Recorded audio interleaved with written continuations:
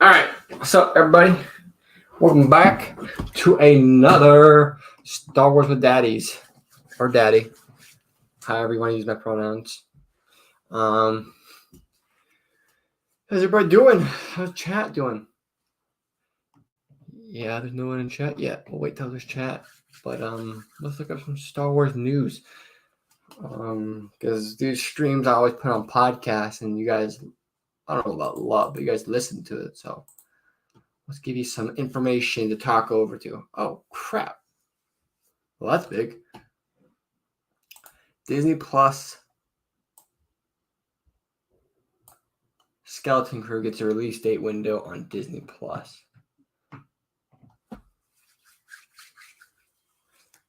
A Jude Law-led show on Disney Plus is expected to drop at some point in 2023. Oops, sorry about that. I was watching YouTube Shorts.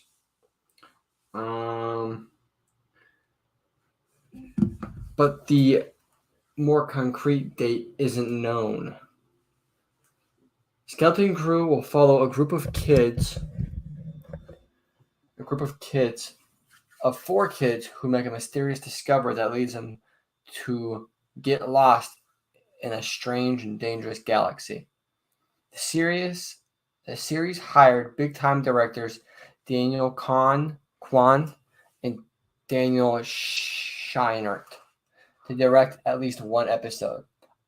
If those names seem unfamiliar, they're the duo that helmed Everything, Everywhere, All at Once, which won several Oscars at the 95th Academy Awards. Now fans know a more precise time frame for when the project will be released. All right, here's the exciting part. Okay. Jaleel White, who played a pirate in the upcoming Star Wars streaming show Skeleton Crew, shared when the anticipated project will debut.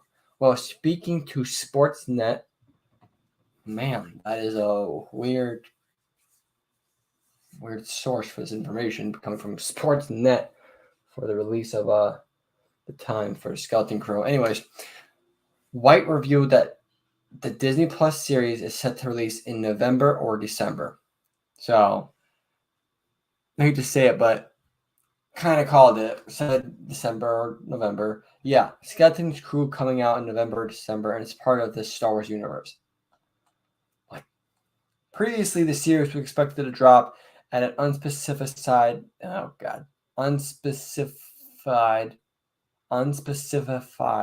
point. God dang. Supposed to drop at a point in 2023 or early 2024.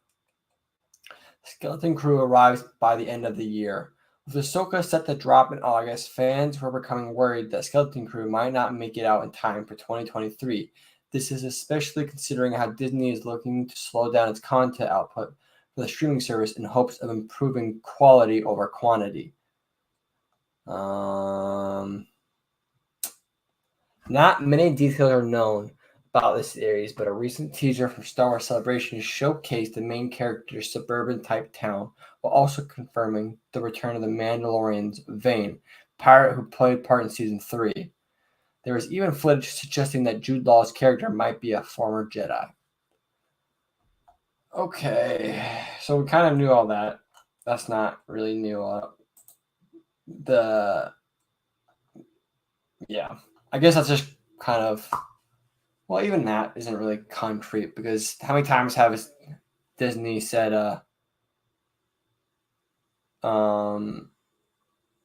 set a show for a date and time, and then it gets pushed back a month or 2 months or whatever. So who knows how concrete this is? It's good that we have some sort of something to base it off, because we haven't really seen anything about Skeleton Crew. No trailers, no release date, nothing. We just saw 2023, which I had said they are working and filming, and at this point editing.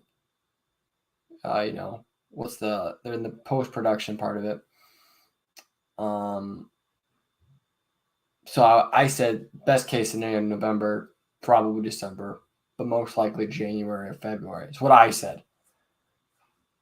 Looks like I'm not too far off. What can I say? I'm a certified genius. But yeah. Man, might be confirmed. Oh, you know what? This seems like a good article to go over. Let me share my screen. Get rid of these ads. Present.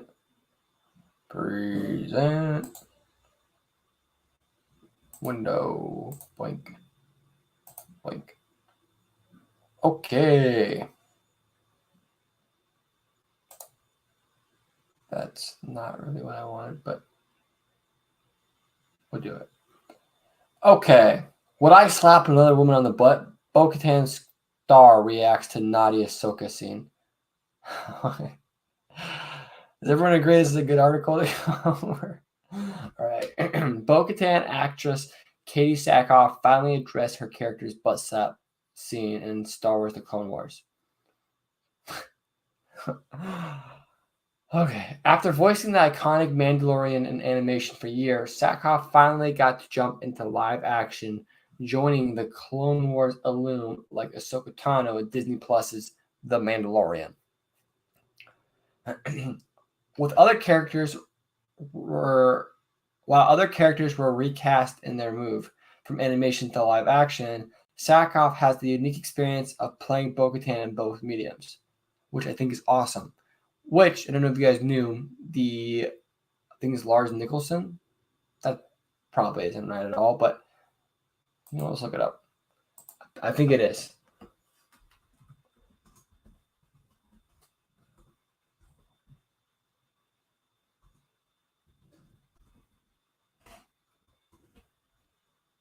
Lars Mikkelsen.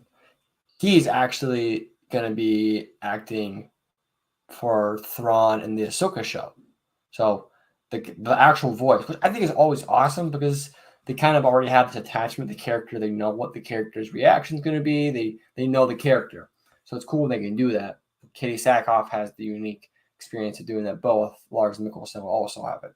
Anyways, that's kind of a rabbit hole. So she has the perspective of being with her Star Wars character ever since the beginning of her run in the franchise. Speaking on the Steve Varley show, the Mandalorian star Katie Sackhoff reacted to her character's naughty introduction back in Clone Wars. Why do you keep saying naughty? I feel like that's the wrong adjective. After Varley asked whether her butt slap Sackhoff's Star Wars character gave to Ahsoka in Clone Wars would be referenced when the two inevitably meet again in live action, the Bo-Katan actress remarked, "Would I slap another woman on the butt? Probably not." All right. It's funny. It's one of those things that you can't always portray characters that are morally perfect that live in this gray world. Would I slap another woman on the butt? Probably not. But she did not rule out the recreating the moment, noting maybe I would get in a slap if she was a really good friend.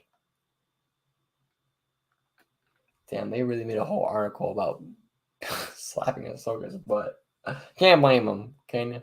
But that's fine. Yeah, gross.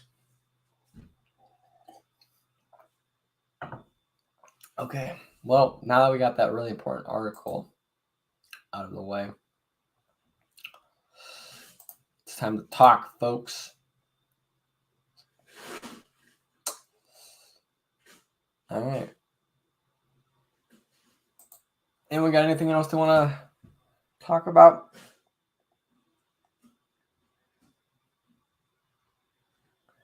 Otherwise, I'm going to end stream relatively soon.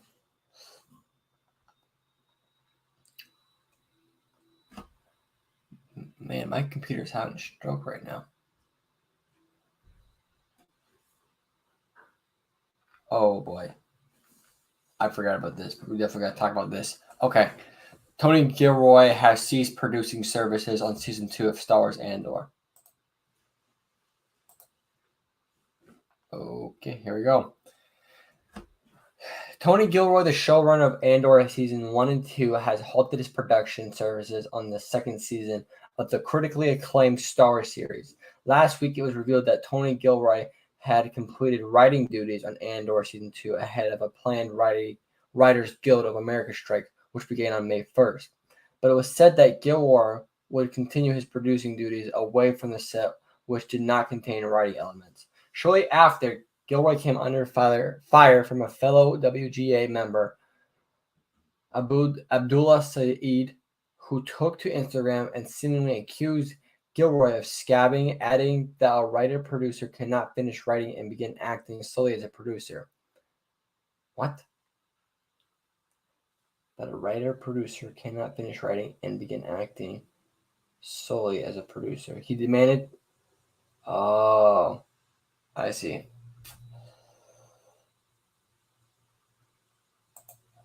Okay. He demanded that the WGA take a look at the scripts Gilroy submitted ahead of May 1st. And if there's one word that's different on screen than what's on page, then Gilroy should be kicked out of the Writers Guild of America. This is scabbing. There's no way a writer-producer can finish writing and begin solely producing.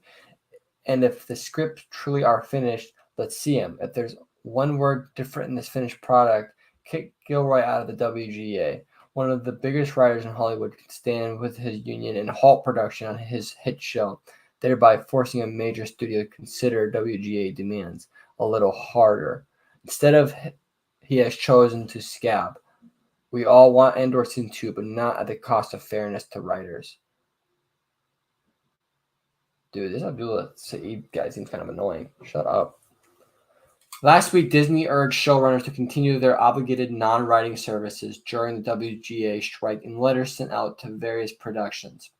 The writers of the Guild of America called this request a union-busting tactic from Disney and reiterated to the showrunners as stated in the WGA strike rules that cutting for time, minor changes to dialogue or narration made before or during production, along with changes in technical or stage direction, are considered breaches of the strike's rules. Members of the WGA who are acting as producers on television or feature films, for example, are allowed to continue the producing work, but are forbidden to perform any duties that may be considered as writing, as was mentioned in the WGA's response to Disney's letters.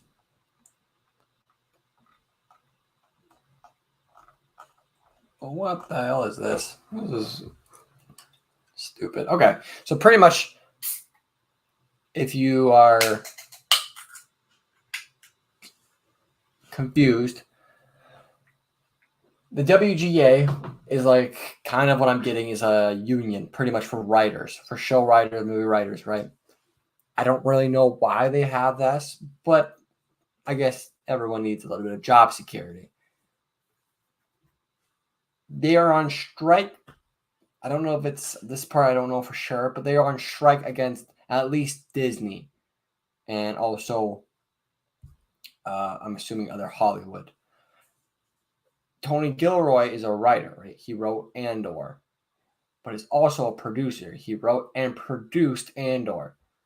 So this jackwing, Abdullah Saeed, called out Tony saying, if you're a writer, you can't just produce now. You can't just stop writing and produce. You're a writer-producer. So they're one and the same, right? So you can't be producing right now if you're on strike with us, right? Pretty much saying, hey, your allegiance is to the WGA, the writing, what is it called? The Writers Guild of America, right? Saying if you are if you're writing, or not writing, but if you're producing and you're a writer, you should be on strike with the WGA as everyone else is. And if you're not, you should be kicked out. Tony, not allowing to be kicked out, says he's going to stop production of the Star Wars series.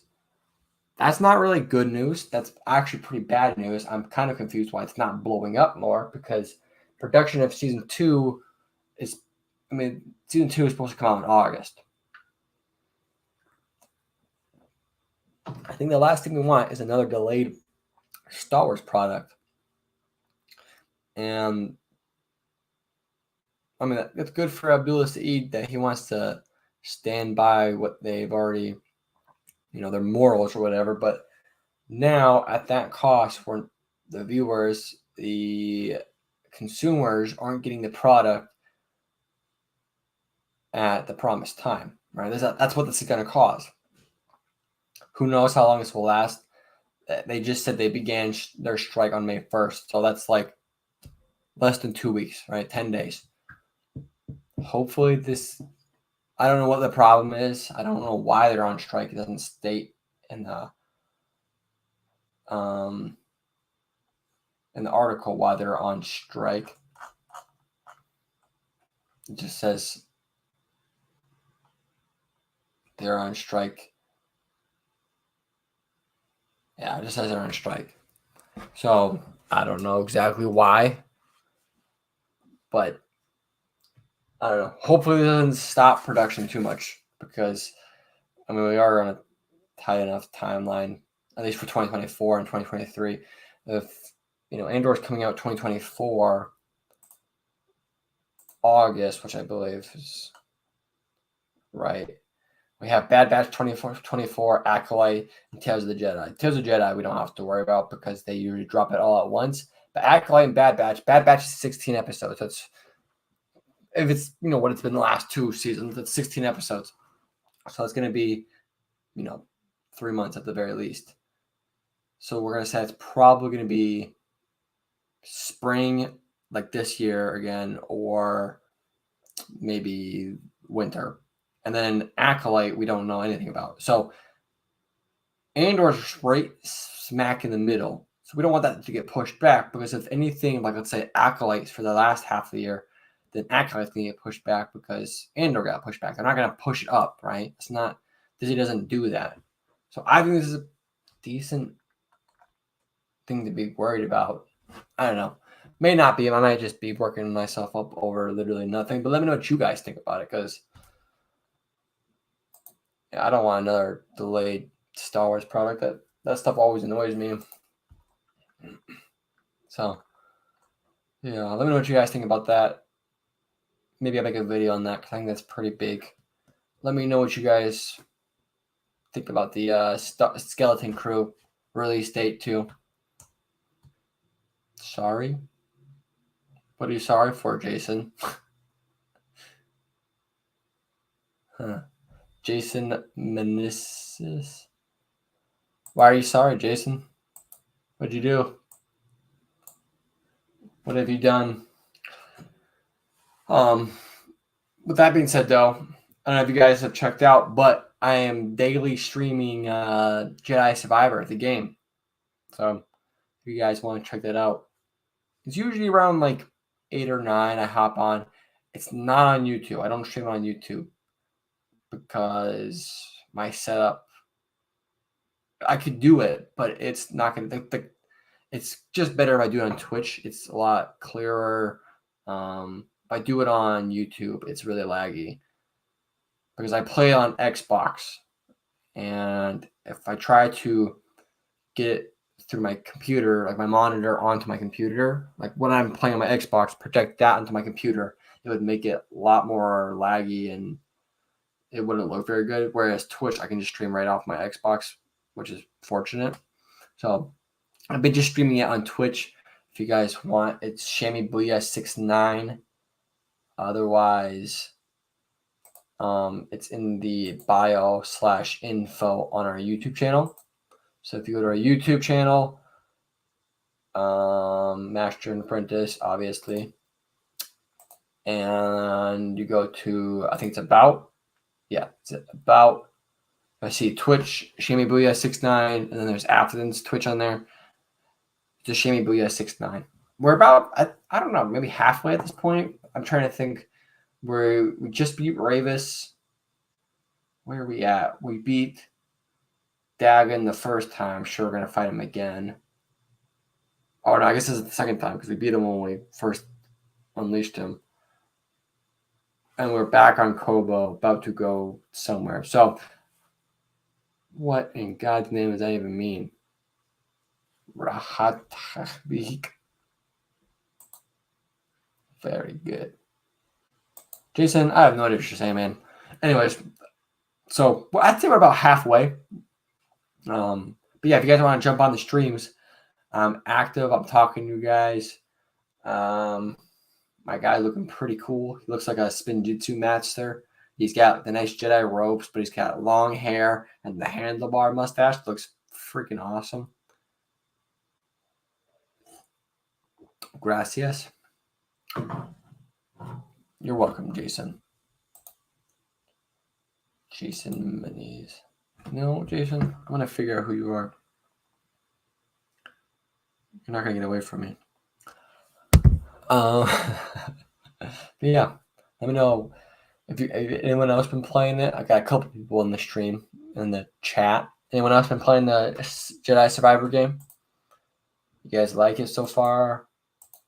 Because I think it's doing pretty good so far for like ratings. Like people enjoy it. There was the stream problems. I don't know why, but stream in particular was having a hard time with it. People who played it on stream, but I think they had some pretty big updates. So it should be better now. I don't play on stream, like I said, so I couldn't tell you for sure, but that's what I've heard from my friends who have it on stream. I do like it's not like super different from the first game, but the things that they do add, like don't take away from anything. They just add so much. They don't add a lot, but the things they do add are, a lot. I think the fact that just having a new game and having new stuff is like the best part about it. But the stances in the game are freaking awesome. I've only really used the one, but like just the idea of it is so cool to me. I love the idea of it. The dual wheel is my favorite. I don't really know why it's I think it's because I like the speed. I'm pretty sure the dual wheel is the fastest. I've kind of switched my second one though. I haven't really stayed with one. I'm trying to think. I like the blaster one. That one's fun, but there's not really a point in me using that, especially since the dual wield, you can throw your lightsaber, and I do that a lot. So there's not really a point of having a lightsaber and blaster that's the same thing. I know the blaster is way more accurate, but I don't know. That's just how I view it. I like the Kylo Ren one, the cross guard lightsaber. The idea that's awesome, but it freaking sucks, man. So slow. I don't know how many times I've died playing that. If you've watched me playing, you know how many times I've lost my mind on stream quite a few times. So, yeah. Just kind of rambled there, but I like the game a lot. If you guys want, you guys should jump on the streams. It's freaking awesome. But other than that, there's not too much else. Unless you guys got any questions. Athens hopefully going to be joining us back. Not in person. It's going to be 2 screens again, like the good old days. It hasn't been like that for a while, but it's going to be like that. But he should be joining us. Hopefully, it's not 100%, but it's a high hopeful that he'll be joining us again for streams and videos. So that'll be pretty awesome. And yeah, that's really it for this week. If you guys got any questions, go ahead and ask them. I'll go ahead and answer them for you. Otherwise, look out for tomorrow. New video. It's either going to be a Lego video or it's going to be a Lego video, but it might be a Lego review or a new kind of Lego video. A Lego, not stocks, but what's the word I'm looking for?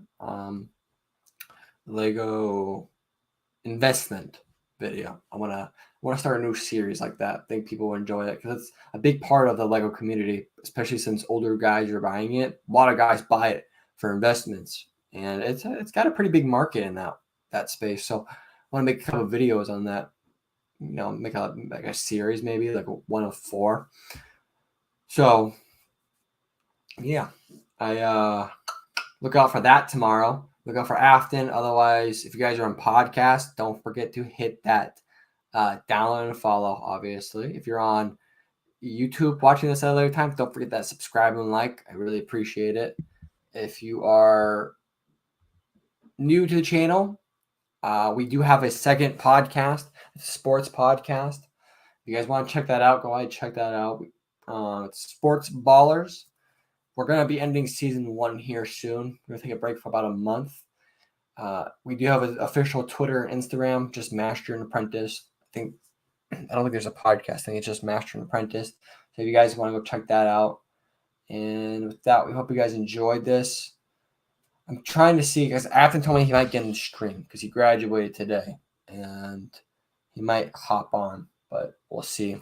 Because I'm trying to delay as long as I can. Probably around 7:30 he'll get on, but I don't know for sure if he'll get on or not. I've got a couple people in the chat, so I'm also just trying not to bore you out of your gourds. But if you guys want to ask questions real quick, I'll answer them for you.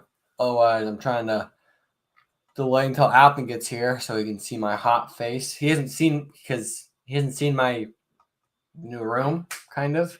He's been gone, obviously, and I just moved last week. So, yeah. Oh, I guess there's another article to touch on real quick. Let me share my screen for you guys.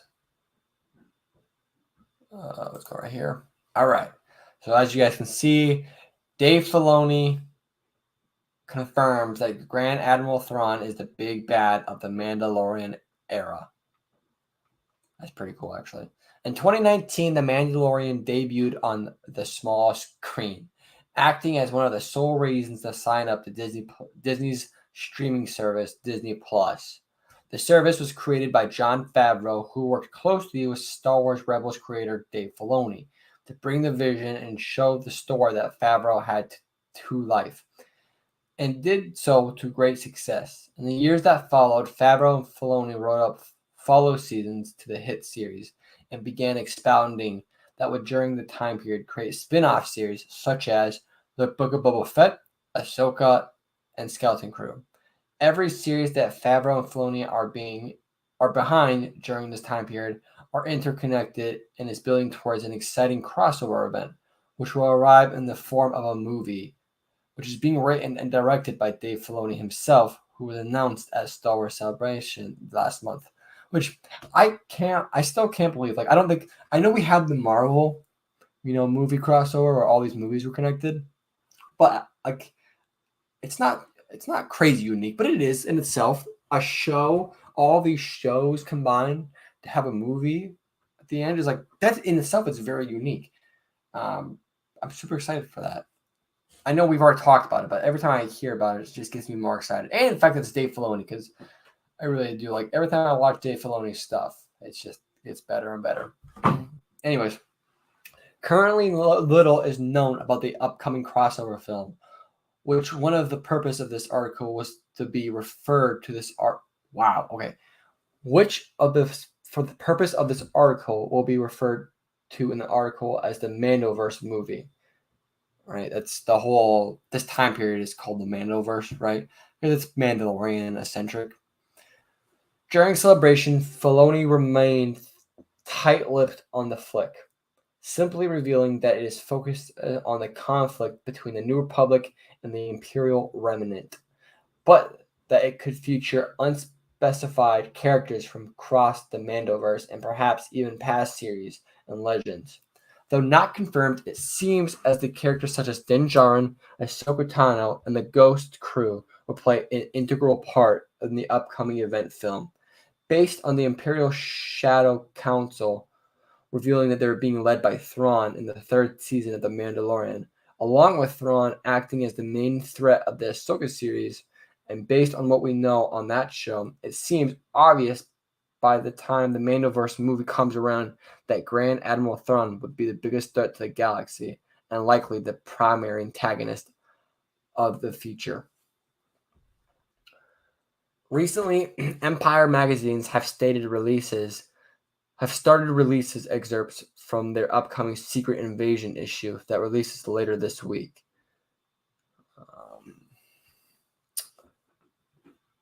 I lost my spot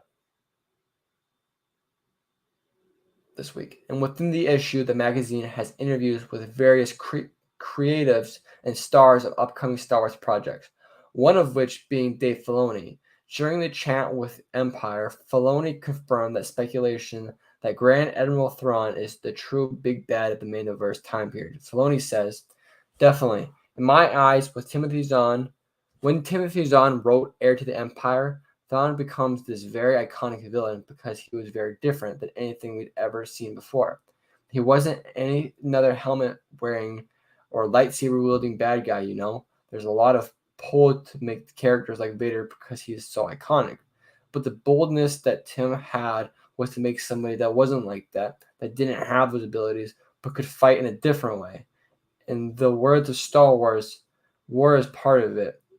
Him being Grand Admiral, a leader, a military strategist, a majority of my what the hell is that word?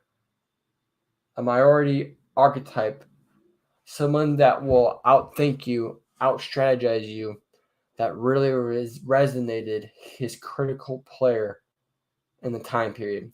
We're fortunate to have that character and fortunate enough to have Lars Mikkelsen playing him. So yeah. I kind of talked about this in a previous video, but this just really does confirm it a little bit more. So that's nice. That's exciting. But there's a little bit more stuff for you guys. But yeah, like I said earlier, don't forget to like and subscribe. Download and follow if you guys are on podcasts. Afton, if you're watching, everyone misses you. We love you. But with that, I hope you guys enjoyed this. Don't forget to hit all those things. And we will see you guys next week's stream, 7 o'clock, Star Wars with Daddies. And with that, we'll see you guys later.